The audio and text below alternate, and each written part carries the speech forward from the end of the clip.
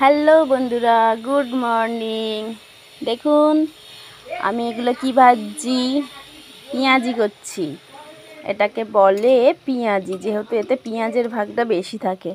দেখুন আমি বেসন, পেঁয়াজ, কাঁচা লঙ্কা, দুটো কালো জিরে, একটু চিনি দিয়েছি লাল মচমচে হওয়ার জন্য।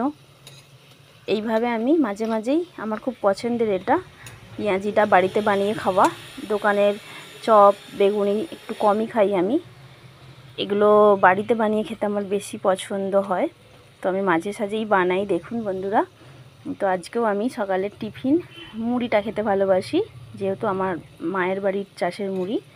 তো আমি এই পেঁয়াজিটা বানাচ্ছি। দেখুন মোটামুটি এটা হয়েই এসছে, এবার তুলে নেবো। আর অল্প কিছুটা বাকি দেখাচ্ছি।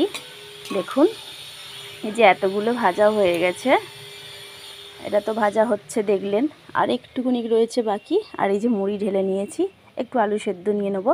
আজকে সকালের এটাই আমার নাস্তা, মানে এটাই আমার টিফিন। মোটামুটি এবার টিফিনটা অলমোস্ট কমপ্লিট করব আমি।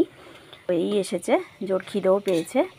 তো আপনাদের দেখালাম, আপনাদের যদি এটা পছন্দ হয় বা ভালো লাগে, আপনারাও এইভাবে বানিয়ে সকালের টিফিন বা সন্ধেবেলার নাস্তা আপনারা কমপ্লিট করতে পারেন। ওকে বন্ধুরা, বাই বাই, টাটা। আবার পরের ভিডিও নিয়ে আমি আবার চলে আসবো আপনাদের সামনে। বাই।